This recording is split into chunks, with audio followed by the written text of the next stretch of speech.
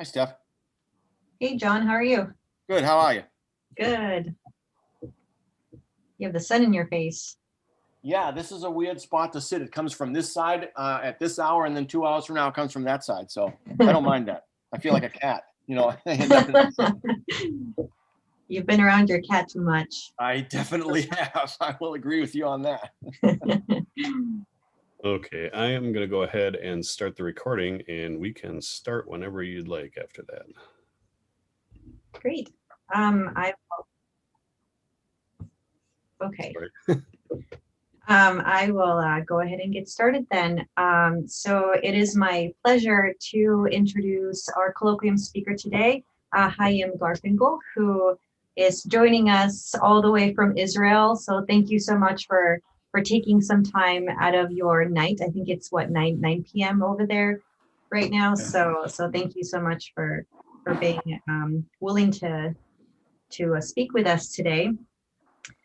So Chaim is an associate professor at the Institute of Earth Sciences at the Hebrew University of Jerusalem in Israel. He actually grew up in Los Angeles, and he has some family nearby, right? You have your brother and sister-in-law are in Chicago, so it'd been great to have you here in person. And I think your sister-in-law was a Wisconsin alum, so we have that connection there. So Chaim received his Bachelor of Science from Cornell University in Applied and Engineering Physics. Then he received his master's and PhD, both from the University of Washington. His research interests include stratosphere, troposphere interactions, variability and prediction, all the way from sub-seasonal to decadal timescales. And a lot of his work has focused on improving the predictability that we have in sub-seasonal to seasonal timescales, which is very relevant to what he'll be talking about today. And he's also done a lot of work with just the dynamics of the general circulation and our understanding. So thank you again so much for joining us. And with that, I will let you go ahead and take over.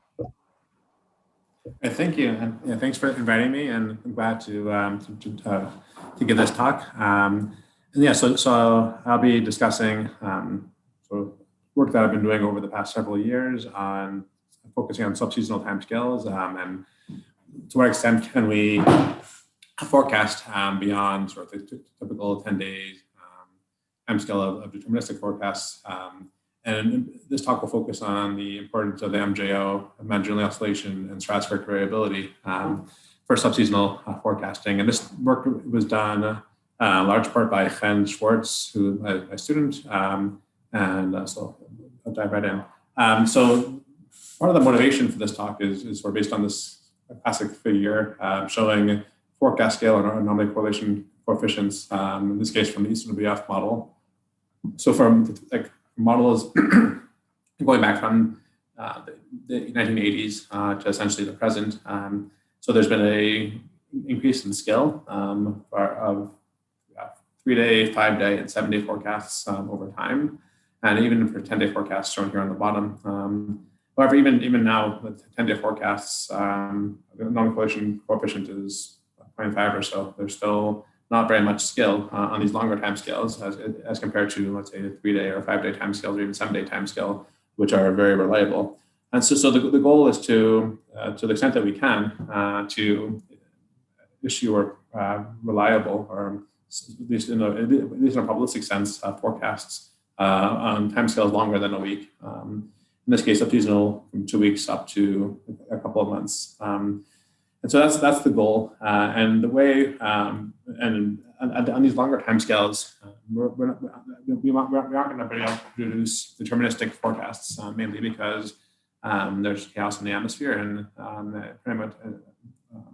and the chaos will ruin any attempt at deterministic forecasting on these longer timescales. However, the goal is to have some sort of probabilistic sense of where the atmosphere is going, in the same way that in the oceanography community, it's very typical to issue these kinds of forecast blooms. This is just looking at a forecast over the next 6 months or so of ENSO. So here we're in La Nina right now, and there's a wide range of possible forecasts. And so the idea is maybe at some point in the future, we can have some sense of a probabilistic forecast or some sort of spec or uncertainty in where the atmosphere is going over the next 45 days or 60 days. And the way we can do that is by taking advantage of processes in the atmosphere that have intrinsic predictability that exceeds, let's say, 15 days. And there are many such processes in the atmosphere that exceed that, whereas intrinsic timescale exceeds 15 days. I'll be discussing two of these or three of these in this talk. One is the MJO, and the other two are involve the stratosphere. So besides those, there's several other ones, and the goal or the hope is that if we can then take advantage of these processes that last intrinsic timescale is longer than 15 days, we can then issue some sense of at least a probabilistic forecast beyond 15 days. And so just to give you an idea, so any forecast we issue will be almost certainly probabilistic. Just to give you a sense, this is, I took from the UW-AOS website about a week ago. These are forecasts that were issued a week ago, March 1st, for week 4. So this is forecasts from March 22nd through March 29th from the UW-AOS, from the ensemble. So this is the control run, the high resolution run, and then here's 10 ensemble members. And so there's a wide range of deterministic forecasts on these timescales. This is a control, the high resolution, or Spain, and Israel is not really on the map here, but we're nearby. And so you see a ridge here in the sort of control. But other ensemble members, you see something totally different. Here's a trough, sort of the opposite response. And here's another trough here. So there's a wide range of possible forecasts from the UW-AOS ensemble system. And so the goal is to have some sense of an average, or some, at least in a probabilistic sense, where the atmosphere is going on these longer time scales. And this is just 10 ensemble members. Here's the other 40 or so, and they're all over the place. The point is that to identify time scale, identify periods in which we can actually produce something useful.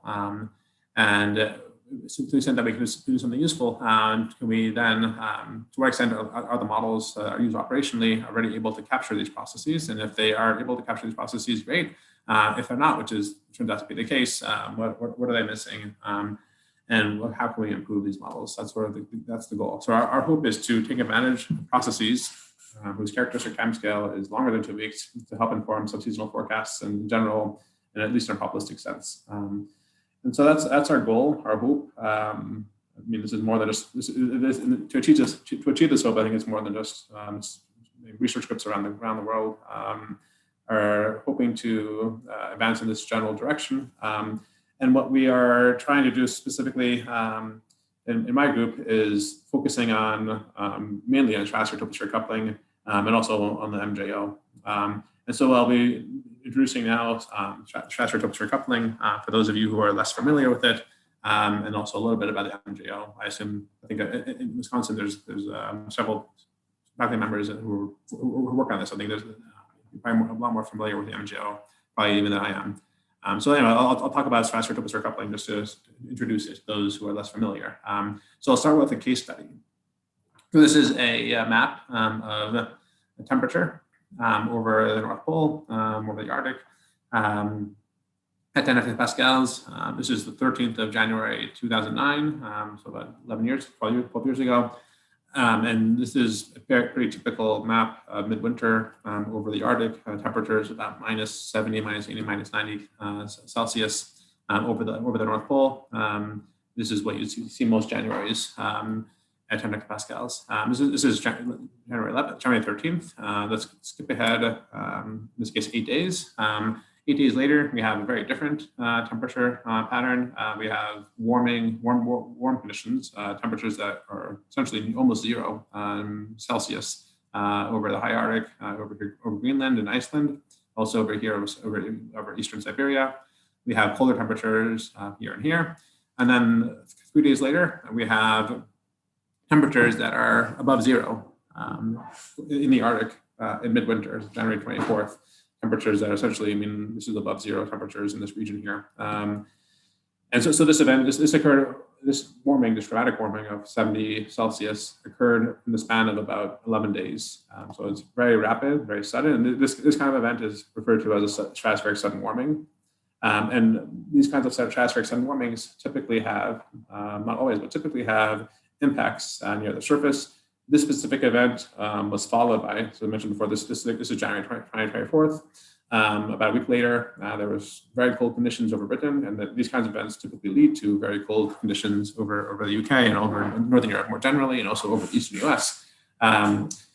This snowfall was forecasted in a deterministic sense 5 days in advance, but at least in a probabilistic sense, we can do a whole lot better. Once we know that there's going to be sudden warming, we can, at least there's the ability to issue some sort of probabilistic forecast for these kinds of cold conditions over Northern Europe. In this case, even 3 or 4 weeks in advance. And these kinds of events, these stratospheric sudden warmings, are important not just for subseasonal forecasting, they're also important on longer timescales, on decadal and also centennial and millennial timescales. Models that capture, so there are many models that don't capture these kinds of events ever. I mean, this kind of dramatic warming, 70 Celsius warming in midwinter, some models just never have this. And it turns out that these models that fail to simulate these kinds of warming events, on average, simulate qualitatively different impact of climate change over the Western Europe than models that do simulate these kinds of events. And so what I'll be discussing in this talk is not just important on some seasonal timescales, it's also important on longer timescales as well. So this is one case study. Here I'll give another case study. This is an event that occurred in January, February 2012, and this is actually known as a minor sudden warming because it wasn't quite as extreme as the one I showed before.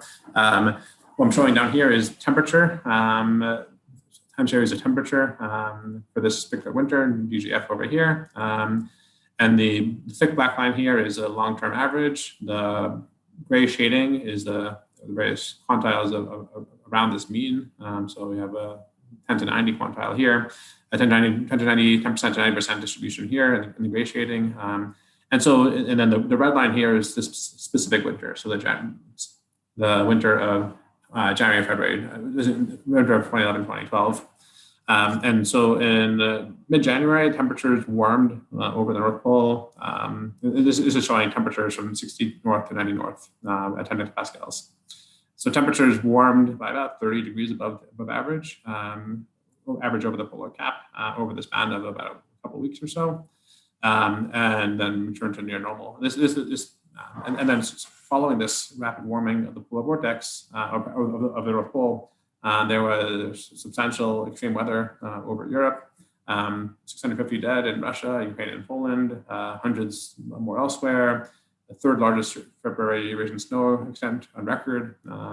This is Venice, Italy, with frozen over canals. So the extreme events, and this is a sort of minor warming, and these kinds of impacts are what you expect if you have a warming over the polar cap. And so this specific event was not forecasted at all. Here I'm showing the 3-month forecast, seasonal timescale issued in December 2011 by the UW office. Not to pick on one model, but other models, other modeling centers also did not capture this at these leads.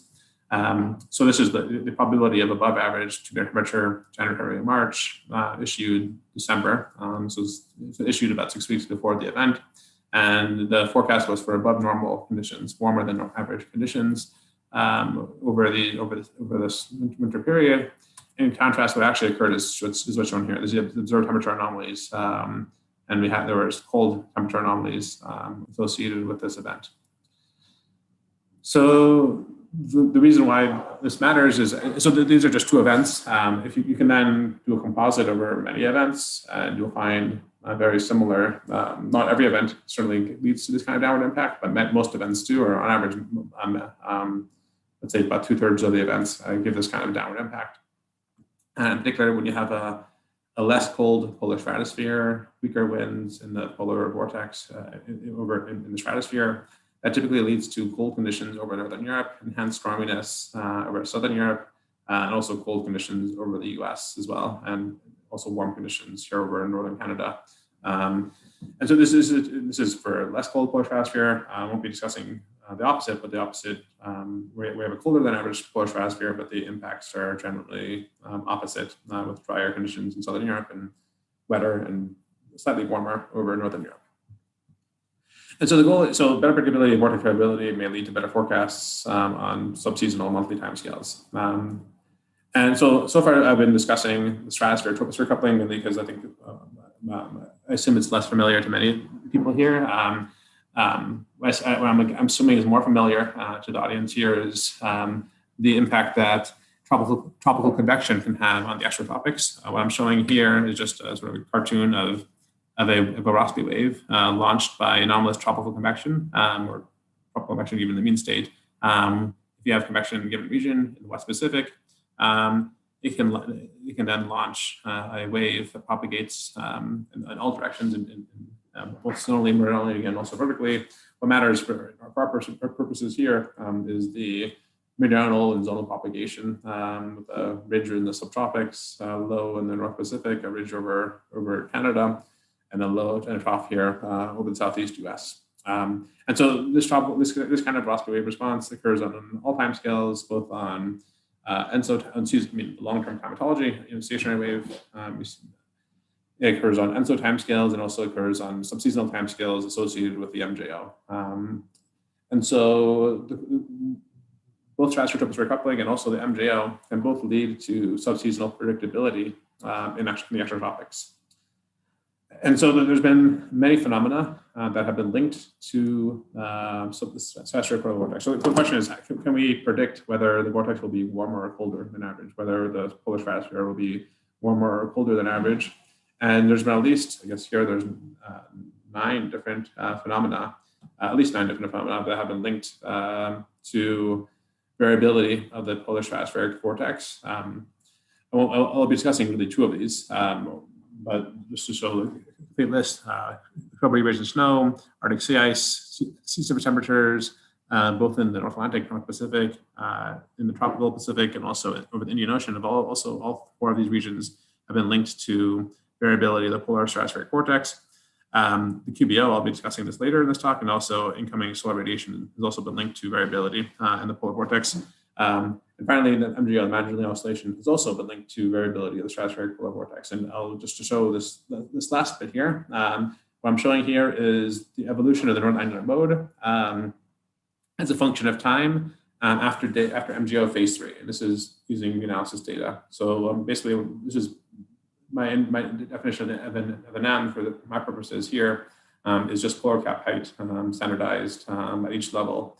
And in this case, we're looking 30 days, from 20 days to 70 days after MGO phase 3. So about 30 days after MGO phase 3, there's a weakening of the polar stratospheric vortex, which projects onto, in this case, the negative phase of the angular mode, which then propagates downwards in time.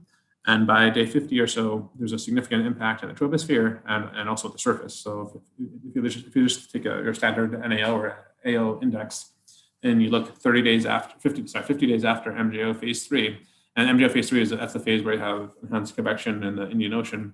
So about 50 days later, you'll see a statistically significant signal in the North Atlantic. And this signal appears to be linked to variability slightly earlier, 10 to 20 days earlier in the stratosphere. And so the MJO and also ENSO has at least 2 pathways to influence the extratropics. It can influence the extratropics either through a tropospheric pathway, so the classic Hausens-Niccaroli wave train, or it can influence the extratropics, which is this wave train here, which I showed earlier. So it can influence the extratropics either through this kind of wave train into the mid-latitudes and into extratropics. It could also influence the mid-latitudes through a stratospheric route. Basically, the MJO can lead to a weakening of the polar vortex, which can then impact North Atlantic and Eurasia. So we'll be looking at really both of these pathways going forward. And just to show that this stratospheric pathway is important. It's not a trivial effect. I'm showing here two figures here from this paper here. Just looking at 2 meter temperature associated, 2 meter temperature lagged. This is weeks 5 and 6 after MJO. This is MJO phase 6 and 7. So this is the MJO phase with convection in the West Pacific, and enhanced convection in the West Pacific. So this is MJO events that were followed by a sudden warming, by weakening of the by warming of the polar stratosphere, and MJO events without any response, without a stratospheric sudden warming. And so the top panel, we see large temperature anomalies. In the bottom panel, we don't see much of anything at all. And what we see here in the top panel, this is the classic AO temperature response. So when we have a negative phase of the AO or negative NAO, that typically is associated with colder than average temperatures, over Siberia or northern Siberia, colder than average temperatures over the US, warmer temperatures over northern Canada in this region here, and warmer temperatures where I live in this region here, in the sort of over Eurasia and more subtropical latitudes. And so when the MJO has a stratospheric response, we find a much stronger and also stronger you don't see from this figure, but stronger even shorter leads, and also longer lived impacts as well. And so this is important of the stratospheric route is true not just for the MJO, it's also important in response to ENSO. And so what I'm showing here is the temperature response. So the bottom here is a surface temperature response. The top is the geopotential at 500 hectopascal response to ENSO. This is the left column is all ENSO events. The middle is ENSO events or El Nino events that were followed by a sudden warming in the polar stratosphere. And the right column are El Nino events without any sudden warming in the stratosphere. And so if you look at focusing now on the surface temperature response, so surface temperature response over, say, Alaska, British Columbia, Northwest US is pretty similar regardless of whether the stratosphere responds strongly or not. However, over Eurasia, the temperature responses are qualitatively different. If El Nino is associated with a sudden warming, there is a pronounced cooling over northern Europe, northern Eurasia or Siberia, and warming where I live down here. And in contrast, if there's no sudden warming, if the ENSO does not lead to a strong polar stratospheric response, then there's warming over northern Europe and also over northern Eurasia. You also see differences over the US as well. Over southern US, most of this cooling of the southern US is associated with sudden warmings more so than ENSO per se. And so the point is that this stratospheric route, stratospheric top convection route can be as important as the tropospheric route, especially if you're looking at Eurasia, but even Eastern US, it can be certainly an important route. So for the rest of this talk, I'll be addressing the question of models. So we have these potential pathways. We think that that we can potentially forecast or have useful forecasts or probabilistic forecasts that may be useful up to say 40 days or 50 days if there's a strong MJO event or if there's something going on in the polar stratosphere. Are models anywhere close to reality? So are the models that are used operationally for subseasonal forecasting actualizing the potential predictability that may arise from stratospheric variability and also from the MJO? And the data I'll be using in the rest of this talk is data that's accumulated as part of the subseasonal to seasonal project. So this S2S project. So this is a project that's jointly organized by the WCRP and the WWRP. Essentially 11 different operational subseasonal forecasting models, sort of 11 different modeling centers around the world, archive their forecasts, their subseasonal forecasts, and they made available generously their hindcast ensemble as well. So with the hindcast ensemble, we can see whether in response to historical events, historical MJO events, and also historical events in the stratosphere, whether there is an impact at the surface or not, and if there is no impact, try to understand why, where do the models go wrong. And most of the results I'm showing are from these two papers, and there's also some results that are currently in progress that I'll show as well. And before I actually show the results, I'll give the main conclusion. So the main conclusion of the results is that both the MJO and also the QBO, which I'll introduce a little bit later, and also stratospheric variability could lead to predictability of extratropical surface variability on subseasonal timescales. However, the unfortunate or sad news is that not a single model that we've looked at simulates a response that's even half of that observed. So there's a long ways to go before the models that are currently used operationally can even even when there is a strong event, can capture the response to these strong events. And if they can't capture the response to the strong events, then there's probably the consequence of that is that the skill on these longer timescales is lower than it possibly could be. So, okay, so what's our goal here? So our goal is to basically analyze whether, both for the MJO and also stratospheric variability, whether models are actualizing the potential predictability that may arise from these processes. And the first half of the results will be focusing on the MJO, whether these models capture the potential predictability arising from the MJO, and then afterwards also go to the stratosphere. Hopefully there'll be enough time for both. So as I mentioned earlier, there's sort of two routes for the MJO to affect extratropical variability on subseasonal timescales: a tropospheric route and a stratospheric route, and we think both of them are important. So there's sort of four questions that we want to ask about these various teleconnections. What is the mechanism that can underlie these connections? How far in advance can the impacts be predicted?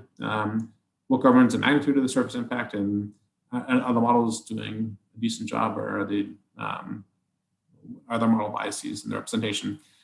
So in the interest of time, I'm not going to even try to answer all these questions.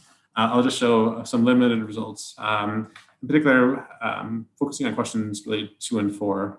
How far in advance can impacts be predicted, and how are the models doing, and why, where are the models struggling? So I'll start off with the tropospheric route. So the tropical convection to North America and North Atlantic and Eurasia, really both of these routes, focusing on the tropospheric route first. So what I'm showing here are the height and the 500 height anomalies in response to MJO phase 6 as compared to phase 2. So phase 6 is where you have anomalous convection in the far West Pacific, and phase 2 is the opposite, where you have weakened convection in the West Pacific. And this is showing the response day 1 to 7, which is week 1, week 2, week 3, week 4. And this is in analysis data. And so on these timescales, in the first week, there's the beginnings of this North Pacific low, which can sort of classic Hoskins-Caroli type response, which intensifies into week 2. Week 3, it's already starting to weaken already. And then by week 4, the response reverses. So by week 4, the MJO is propagated enough that the convection in the tropical Pacific is really opposite to what you had when you started. So this is reality. So the question is, are the models anywhere close to reality? And I should mention, so this is North Pacific response, which just mentioned before. So we start off, it grows from week 1 to week 2, weakens a little bit in week 3, and then reverses by week 4. In addition to this North Pacific response, there's also a North Atlantic response. So there's here you have a weak response over weak negative NAO. At the beginning, this negative NAO intensifies as you go into week 2 and also week 3, and then it persists even actually beyond into week 4 and even beyond. This response persists. And so, this North Atlantic response is really associated with the vortex response, which I'm not going to show here in this talk, but basically associated with phase 6 as compared to phase 2, there's a immediate weakening of the vortex, which then propagates downwards and leads to this negative NAO. So we have this negative NAO in the North Atlantic, and we have this North Pacific low in the Pacific, and we want to know whether the models can capture these lagged responses, sort of week 2, week 3, week 4 responses. And the answer is not very well. So this is one specific model. This is the Eastern UW-AOS model, using the Eastern UW-AOS model version from 2019. And so in the first week and also the second week, the model does a pretty good job, I would argue. It's a little bit weak in the North Atlantic, but it's doing an okay job. By week 3, the response is petered out. By week 4, it's just totally wrong. Here we still have our low in the North Pacific. It didn't transition over to the high, and also over Northern Europe as well, or over the NAO region as well. We're not getting very realistic response. So this week 3 response is too weak, and then in week 4, it's not reversing the way it's supposed to. And so the response in this one model, it's too weak in week 3 and too persistent into week 4. The question is why? Why may this model be struggling to capture the response of in the extratropics to MJO phase 6 versus phase 2? And one way of answering that question is to look at whether the convection is right. So what I'm showing here is against phase 6 minus phase 2. These are observed OLR anomalies, week 1, week 2, week 3, week 4. So in week 1, when you have MJO phase 6 as compared to phase 2, there is enhanced convection in the West Pacific, and you see that here with lower OLR, and reduced convection over the Indian Ocean. You'll see that here as well. And this gradually propagates eastward, the same way that MJO propagates eastward with time. And by week 4, anything, you have a sort of opposite response. You have reduced convection in the West Pacific, and sort of start to have enhanced convection here over the Indian Ocean. So this is the observed response, and then now we're adding in what the model is doing. So this is week 1, week 2, week 3, week 4. And so in week 1, you do get this dipole. It's sort of in the right place. It's a little bit too weak, but it's there. But by week 4, there's some biases. The model, first of all, it's just too weak. All the anomalies here are just too weak. And you don't see any hint of enhanced convection here in the Indian Ocean. In general, also this anomaly here is not right location that should be propagating further to the east. So the MJO is not propagating fast enough through its cycling. And this is the difference plot. Eastern UW-AOS bias observed. And we see biases already toward the beginning. By week 4, the biases are pretty bad. The model is just not getting a strong MJO that propagates to the east. It's sort of stuck in place and propagates a little bit, but not as much as it should. And because of this, the MJO phase is not transitioning to, it's not cycling fast enough. It sort of is stuck to some degree. So that's of the models that we've looked at. This is the best. This is the model with the best MJO. So if this model, the other models I'll show here in a second. This is Eastern UW-AOS model with the best MJO is doing not such a great job.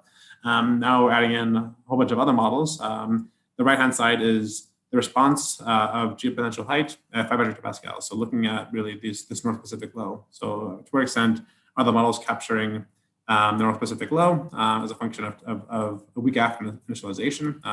So the right-hand side is reality, and then the left-hand side is each of the models individually. And so in reality, we have this intensification of the North Pacific low in week 2, that then, right in week 1, there's a North Pacific low that then intensifies into week 2, still intensified in week 3, and then by week 4, week 5, the North Pacific low is replaced with a ridge as the MJO, on average, transitions to, let's say, a phase that's nearly opposite. And so this is what reality looks like, and this is what the models simulate. You do get a North Pacific low in week 2. However, it doesn't transition. First of all, it's too weak. Even in week 2, it's too weak. If you just compare each model with corresponding dates. So as I mentioned, in the panel here from ERA, for each model, we subsample the observed response. In other words, each of these models, we have different dates and we have different years. So for each model, we have to then subsample reality or observations in order to capture the exact same dates as were simulated by the model. So that's why there's different lines here on the right-hand side. Even if you compare each model to the corresponding dates and observations, we see that there's model biases. The model is not capturing a strong enough North Pacific low. in week 2, and then once, but this sort of weakened North Pacific low persists for too long and doesn't reverse. That's common to all these models. And so what about, so that's the North Pacific, that's a tropospheric route. What about the stratospheric route? Are these models capturing the stratospheric route in response to the MJO? And the answer is not so great. So what I'm showing here is that, okay, what about the NAM response via the stratosphere? What I'm showing here is, so is the first stage in the response. So if the MJO is going to affect the NAM or the AO in European climate via the stratosphere, the first thing it has to do is it has to modulate the vortex. It has to lead to a sort of sudden warming, or lead to a weakening of the vortex in the stratosphere. And the way it does that is by enhancing upward propagating Rossby waves in mid-latitudes. And we're diagnosing that by looking at the heat flux, which is sort of proportional to the upward propagation of Rossby waves in mid-latitudes. And so this is planetary wave, which is wave number 1, wave number 2, heat flux, which is a metric of upward propagation of wave activity into the stratosphere, again, from week 1 up to week 8 for models that go that long. In the model on the left-hand side, and also in corresponding dates and reanalysis on the right-hand side. So at least in the troposphere, the models are actually doing a pretty good job. They're capturing, I mean, it's too weak, but they are capturing an enhancement of wave activity, of planetary wave activity in week 1 and week 2, and also week 3. However, they're not capturing this reversal, and even in week 1 and week 2, week 3, it's a little bit too weak in just about every model. But then again, as once you get up to 100 hectopascals, it's basically all gone. There's essentially no signal whatsoever. There's a signal, but it's just far too weak as compared to the observed response. And so if they're not capturing the upper wave flux, then they're not going to capture the downward wave flux, and that's the downward propagation afterwards. And that's what I'm showing here. This is just showing the response to 10 hectopascal, 60 north winds, and in the model and in reanalysis. So there's no, the model basically just initialized with the weakened vortex, but then it just peters out. There's no response to the heat flux leaving, or the wave activity leaving the troposphere. And you don't really see this North Pacific response. North Atlantic and NAO response. And what I'm showing here is the polar cap height, 10 hectopascals, 100 hectopascals, and 500 hectopascals. Again, for the models and reanalysis. So in reanalysis, for example, you see from week 1 to week 2, to week 3 to week 4, a transition in the troposphere to higher polar cap heights associated with a negative NAO and negative NAM, negative Arctic oscillation, which then leads to the impacts over Eurasia. The models really struggle to get this. I mean, some models, I guess there's one model that sort of sees some hint of it, but almost all the models struggle to capture a strong and robust tropospheric response to the MJO on the subseasonal type scales in the North Atlantic sector and the Eurasian sector. But just to sort of say, if the model does capture it, if let's say we have a model that is capable of simulating a weakening of the vortex, that then can lead to subseasonal predictability. So to show that, I'm showing this figure from this paper. What I'm showing here is the response in the NSET model in this case to all MJO phase 6 and 7 events. So just taking all MJO phase 6 and 7, whether there's sudden warming or there's no sudden warming, just combining all the MJO phase 6 and 7 events together. This is the sea level pressure in week 4 and week 5, and basically there's not much going on here. There's a little bit of a negative NAO in weeks over here, but it's relatively weak. However, if you then take these two composites separately, if you then look at the difference between the MJO events that simulated a sudden warming versus the MJO events that did not simulate a sudden warming, so basically most of them, so the MJO events that have a sudden warming versus the ones that don't, then you really see the difference in the North Atlantic. You see this big higher heights here over Iceland, lower heights here over Spain, and this is sort of classic NAO response. So whether a model can capture this vortex response or not is important for the surface response. However, the models, at least in their current configuration, aren't really actualizing the potential predictability from the MJO. And so there's work to do. That's sort of the results. And And I think in the interest of time, I'll skip the next couple of slides. But basically, the fact that there's biases in the MJO, tropospheric dial connections, you also see that in stationary waves and also in ensemble connections, and I'll just skip that. So just conclusions from part one before I move on to part two. The MJO modulation of the atmospheric circulation in the North Pacific is a similar magnitude to that of ENSO. And also the MJO modulation of the atmospheric circulation in the Euro-Atlantic sector is also of similar magnitude to that in the North Pacific. But the models are not really doing a very good job. They're not realizing the potential predictability. They simulate a 2-week response beyond 2 weeks that then unrealistically persists. And so there's work to be done. And we're trying to, right now, some ongoing work at trying to understand why, or how exactly can we relate some of these biases in the MJO to biases in ENSO teleconnections and also the mean state. Okay, so now we're going to switch gears a bit and look at potential predictability from the stratosphere. So I already discussed the polar stratosphere, and in the interest of time, I'm going to focus now on the tropical stratosphere. So whether there's potential predictability on subseasonal timescales from the tropical stratosphere. And it's the same questions: what mechanisms underlie these connections? How far in advance can the impacts be predicted? And are the models doing a decent job, or are they realizing the potential predictability? Or is there really more work to be done? So I'll be focusing on the tropical stratosphere and whether the tropical stratosphere can lead to subseasonal predictability, and focusing on something known as a quasi-Julian oscillation, which I think Matt here is very familiar with this. I'm not sure how many of the rest of you are familiar. Basically, it's a dominant mode of variability in the tropical stratosphere. It consists of alternating easterly and westerly winds in the tropical stratosphere, really in the deep tropics. Once you get to even 15 south and north, it's already substantially weakened. It has a period of 28 months, so from period here from westerly to easterly back to westerly again, average is about 28 months.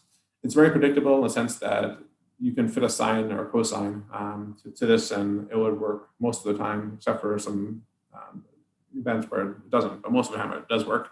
And the underlying dynamics, I guess, maybe I shouldn't say well understood, but it's reasonably well understood underlying dynamics. And so when there is a QBO event, or in particular when the QBO winds in the lower stratosphere are easterly, so if you have this kind of phase here where easterly winds in the lower stratosphere, westerly winds higher up, that's associated with weakening of the polar stratosphere and also impacts near the surface. So this is just a composite of easterly wind events where there's easterly winds in the tropical lower stratosphere as compared to a composite of events where there's westerly winds in the tropical lower stratosphere.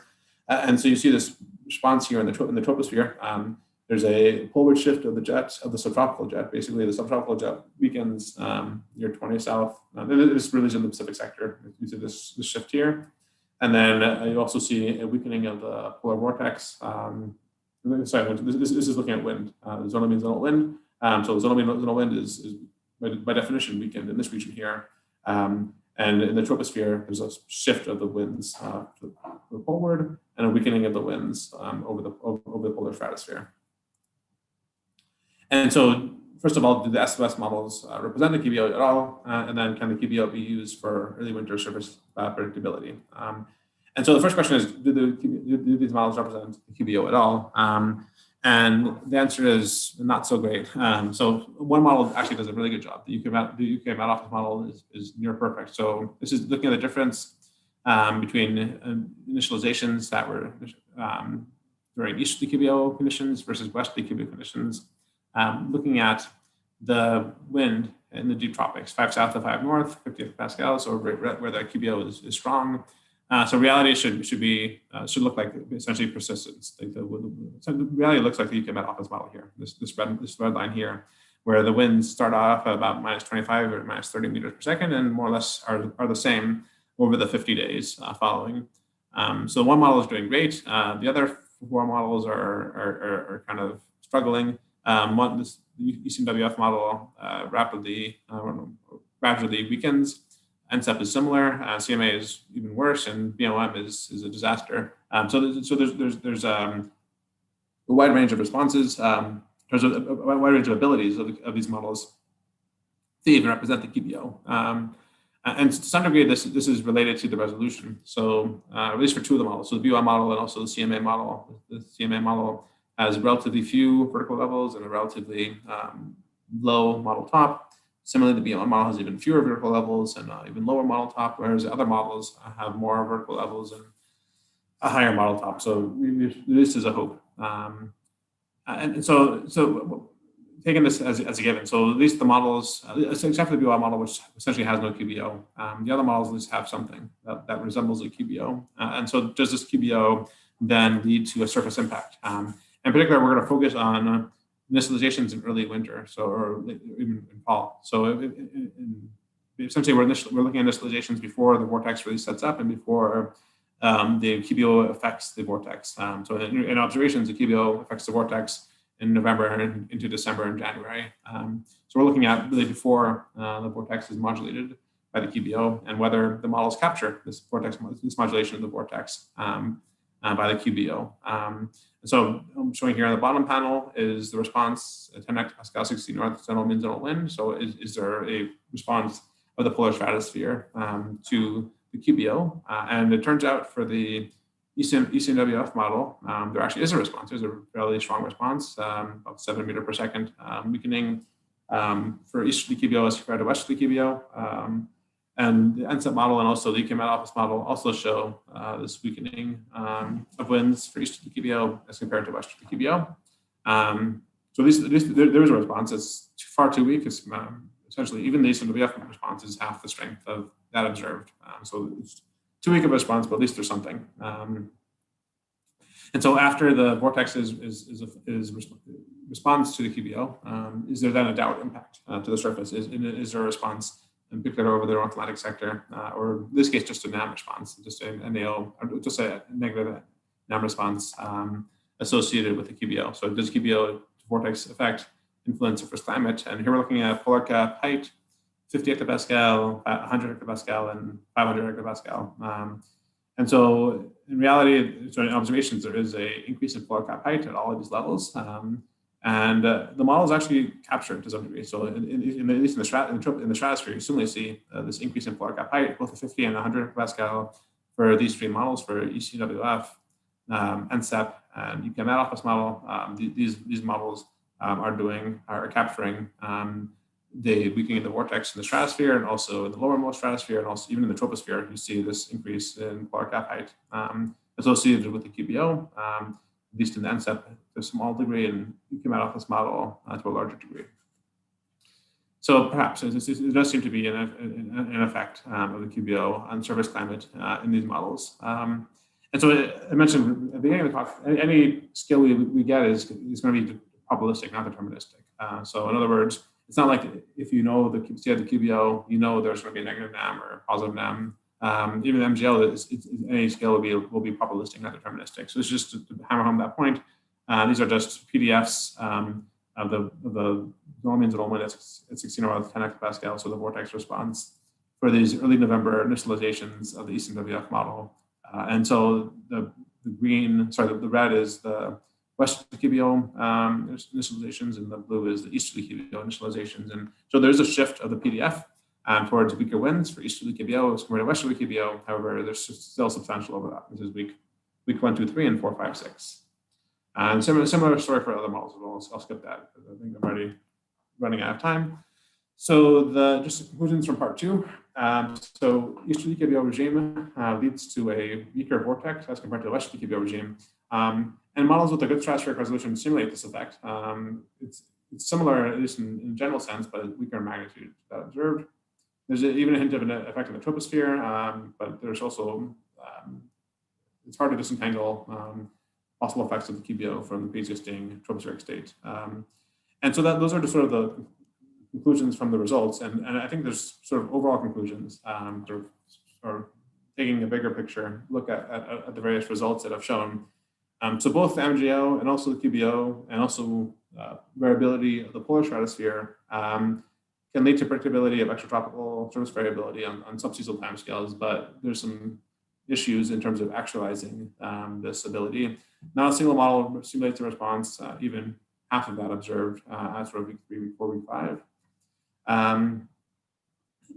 and taking that sort of failure into a broader perspective, it's not clear whether, to what extent, that this is actually solely the model's fault. Well,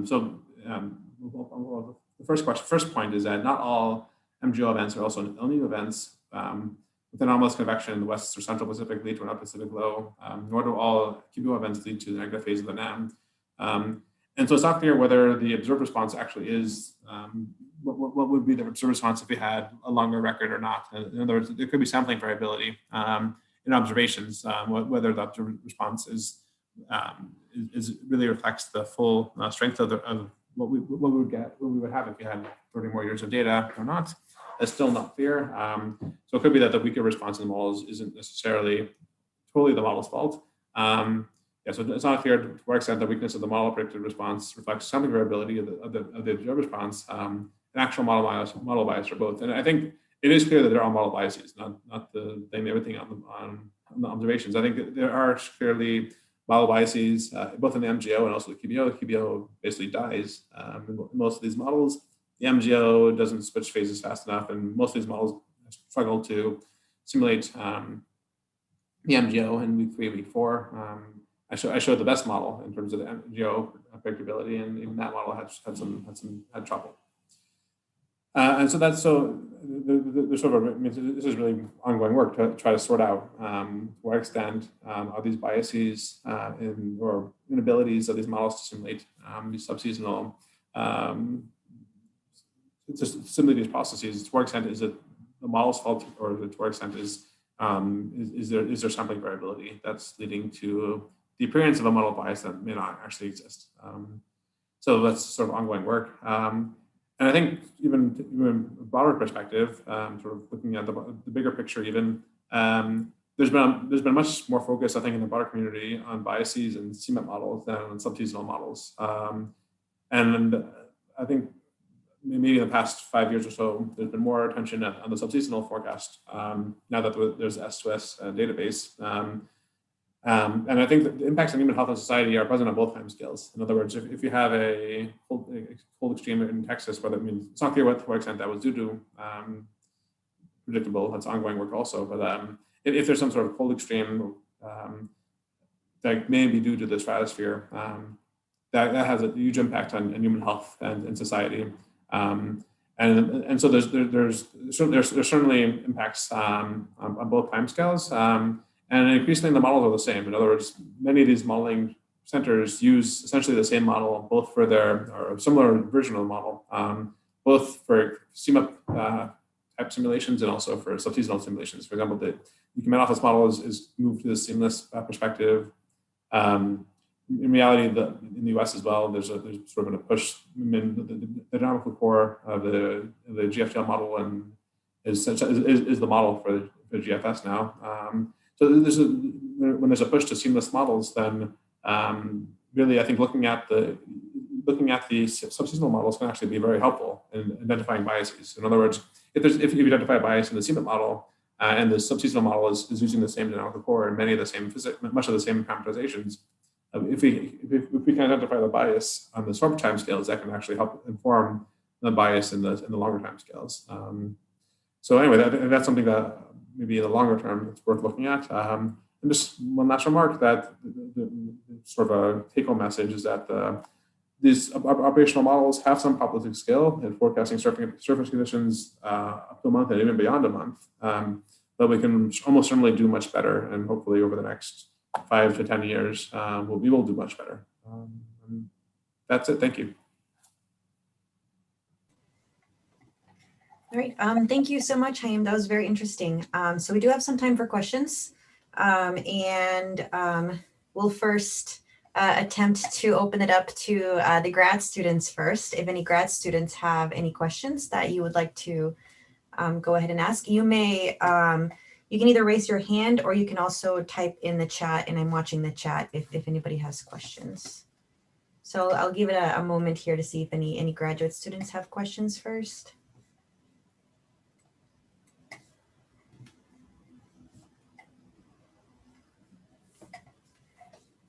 Okay, I see Larissa has her hand up. So Larissa, please go ahead with your question.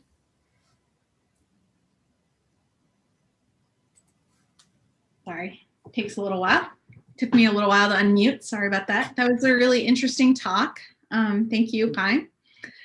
I guess I'm wondering, so in your opinion, if we want to fix these problems, is there an underlying kind of knowledge gap about the way something works, that like underlying scientific questions that we need to answer?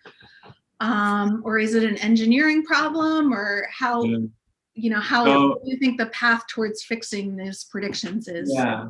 So I guess there's sort of two. So for the MGO and QBO, I think there's different answers. So I guess for the MGO, I suspect that there's people in the audience who probably know more than I do about the extent to which MGO is represented well in models. I mean, MGO, at least in previous sequence models, MGO was pretty bad.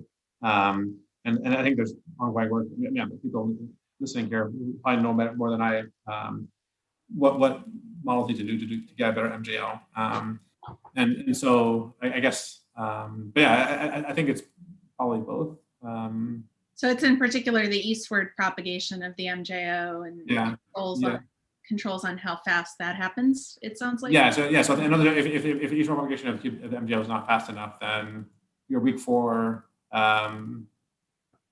you'll have actually negative scale in week 4, because you're essentially getting the wrong phase of the MJO leading to your North Pacific teleconnection. In week 4, week 5, well, actually you're getting negative scale because your model thinks it's in the wrong phase, or the phase your model thinks it's in is the wrong phase, and it's not just by one phase or one of the RMM phases. It's by several phases, and then you have a qualitatively opposite response. So I think having the eastward propagation captured correctly, even if your decay, even if MJO decays too fast, we can sort of say, oh, yeah, that's no scale. But if you actually have the wrong propagation speed, that's actually negative scale that you get from the MJO. So in terms of the QBO, I think there's been intense effort at getting a better QBO in many of these models. And for example, the UW-AOS model actually has a great QBO. Most of the other models I think are still struggling, and there's sort of the whole QBO initiative right now to sort of intercompare models that have a good QBO and see why, how they manage to get a good QBO. And so I think there's, at least in the past 10 years, there's been an effort by modeling centers to get better QBOs. And to some degree, it really is, well, even so to get a decent QBO is actually really relatively easy. You can get a decent QBO by tuning your gravity wave scheme. I wouldn't say easy, but it's, let's say 6 months of effort by one person. You put in a gravity wave scheme, you tune it, eventually you'll get a QBO. But then that gives you a decent QBO. To get a really good QBO, then there's more effort that's required, especially the downward propagation to the lowermost stratosphere. That's really hard. And I think that's a mix of engineering and also understanding of the processes. So the engineering aspect of it is just having enough vertical levels in the lowermost stratosphere and in the TTL. And then the science aspect, I think we still don't fully understand why or how the resolve waves and the gravity waves interact in the lowermost stratosphere. And if there's some way to get a downward propagation to the lowermost stratosphere with coarser resolution or not. I mean, I didn't talk about it here, but I'm actually working on that problem as well from a different research project of mine. So I think yeah. Yeah. All right, Matt, go ahead. Thanks. That was a really great comprehensive overview of so many things and it was also very clear. That's a hard thing to do. So thank you for that. So about the QBO, I was just wondering if you had a kind of a feel for whether the sort of tropical direct effect of the QBO, which in my mind kind of includes your pioneering work with Dennis Hartman on the subtropical jet with modeling, that the QBO meridional circulation is so broad and deep that there are mutual temperature anomalies that span quite a depth and range of latitude. So, but then there's the the Holton-Tan effect, which could be modulated by subtropical jet variations as well. But I'm wondering if you think the main QBO effect on the tropospheric exotropics is due to the Holton-Tan effect, or if it's more of a direct tropical effect that modulates tropical convection and jet streams and the radiation of planetary waves out of the tropics. Yeah, so I guess where I live, I think it's the Holton-Tan effect, but I think where you all live, I think it's more the tropical North Pacific route. So I guess I in the paper and also in this talk, I only talked about the Holton-Tan effect, but I started to look a little bit at the North Pacific route as well, and I have some very coarse figures that I'm not that are. Yeah, so I need to look at that in more detail. But yeah, so I think there's certainly, depending on where you live and where you're interested. So I think over North America, I think the direct tropical convection, you go either tropical convection or to go to the tropical jet route is more important. So I showed this slide, looking at this slide here. So this is a zonal mean. So if you do sector mean, if you do the North Pacific only, then you would see this dipole much more strongly. If you do North Atlantic only, then you see this dipole much more strongly. So the fact that you see all of this in one zone, and this is sort of artifact of doing a zonal mean, over the entire globe, over entire latitude. So depending on whether you look at, but if you sector-based averages, then you definitely see differences. And over North Pacific and North America, I think this sort of direct response involving the Reynolds circulation is the more important part. Thanks. Brad, go ahead, please. On your MJO analysis, you've shown a number of times, you showed that there was this immediate stratospheric response and then a descending signal to the troposphere, but you are invoking mid-latitude heat flux kind of diagnostics to look at the propagation. Where in that, it seems like there you're invoking an amplification of tropospheric waves to get the stratospheric waves, and that would be ahead of that initial stratospheric signal. Where? Yeah. So the stratospheric signal occurs. Well, you see it here. If you're comparing MBO phase 6 and 2, the stratospheric signal occurs in, let's say, week 3 or so, or maximizes in week 3. You start to see it even earlier, but it sort of maximizes in week 3 in observations in week 3, week 4. And the heat flux response, already in week 1 you see it, and then week 2 it gets a little bit stronger, and by week 3 it's starting to weaken, and then by week 4 it's already gone. So the planetary wave response is sort of, if you're comparing phase 6 to phase 2, is in the first 3 weeks, and then the vortex response is, let's say, week 3, week 4 for these specific MGO phases, and then surface response would be, let's say, week 4, week 5, if there was one. So the surface response you see here, well, I guess you see here week 3, week 4, week 5, although really it's almost simultaneous, at least over this period. And you showed that the models did fairly good with the 500 millibar heat flux, but didn't get the 100 millibar. Where, and as I understand it, that's being kind of ducted by the zonal wind and its characteristics. Where is the heat flux going? Is it going poleward or to the tropics instead up? The problem with the S2S models and the archive is that there are very few levels in the stratosphere. So I wish I could give you an answer to that question. In practice, we have relatively, I think there's about 10 levels in the troposphere. There's 200 hectopascals, 100 hectopascals, 50, and 10. So we actually have tried to make influx cross sections, influx diagrams using essentially 4 levels in the stratosphere. Okay. So my judge on my postdoc actually made these figures, and I actually a paper that will probably get accepted. But I don't know if I believe them. Okay. So Yeah, so I don't know. I can't, yeah. So I can plug it. Actually, there's an activity that's spinning up right now using many of these same. So SNAP is like the stratosphere subproject of S2S is known as, it's called SNAP. The stratosphere network spin up predictability. So we're actually spinning up a project where many of these modeling centers will run nudged and free and sort of try to isolate what's going wrong. So you see there's a bias here. I mean, you see that there's somehow the heat flux, so you see upward flux here isn't making it to 100 hectopascals to sort of understand the upward flux, upward propagation of these models. And we'll archive, I think, 35 levels, 20 of which will be in the stratosphere. So we'll hopefully have a better answer than we have now. Thank you. One thing I was wondering is something that I noticed when I was looking at when you were showing the part one composites of Mira versus ECMWF is, if you go to the 500 millibar geopotential height.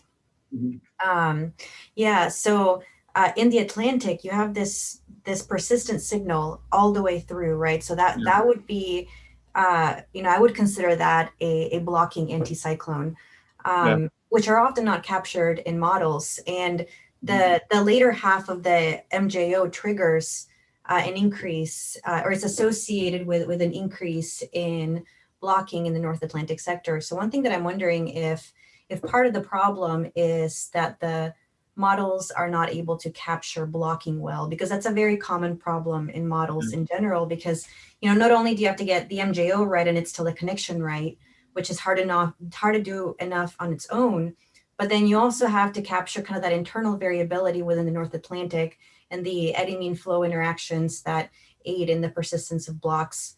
So I'm wondering if that's also part of the reason. So the extent to which, so you're right. So even in week one, there's the beginning of this this response here. So I guess I represented it that this is due to the stratosphere, from essentially the stratosphere from up above. And you see this forward cap response, and it's actually interesting that if you just compare the sort of forward cap response here and here, it's actually not that bad. But it's the regional response that's from missing. So I guess I don't have a good answer. You certainly this is so you're initialized with this ridge here, and then it sort of peters out over the first couple of weeks, whereas it's also strengthened. So I don't know to what extent that's because the block hasn't maintained versus the stratosphere not. If you miss the stratosphere response, you sort of miss you'll miss the NAO response as well. I guess it's hard to separate those two possibilities. I think I don't. It'd be nice if we could, but I don't know. It could be looking at the Solo members separately. We could do that, but interesting thought. Yeah, no, thank you. So last question, since we're a little bit over time here. This one's in the chat. Ankur Desai asks, in December 2020, some S2S forecasters noted a polar vortex weakening likely by mid-January as predicted in several global ensemble models.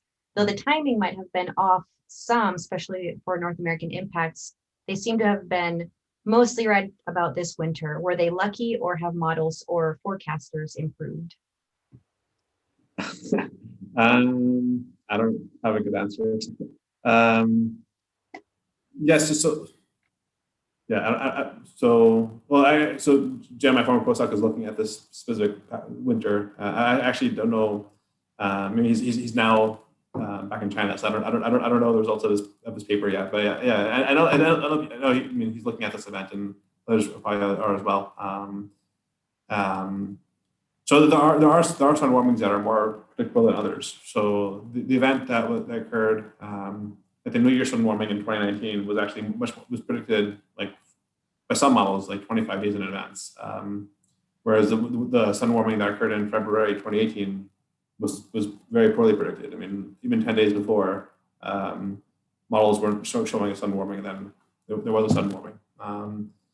So I think there are differences among events in terms of how predictable they are, but I don't have a good sense of whether this specific sun warming this past winter how predictable it actually was and why it may have been. So it was a La Nina. The QBO has been doing something very funny. So like the QBO has had another one of these disruption events. So I think it's not clear how to even define the QBO phase right now. And it was La Nina, which if anything would give you a stronger vortex. But yeah, I don't have a good answer. All right. Well, thank you so much. And thank you again for giving us some of your time. And that was a great talk. So thank you again. And we'll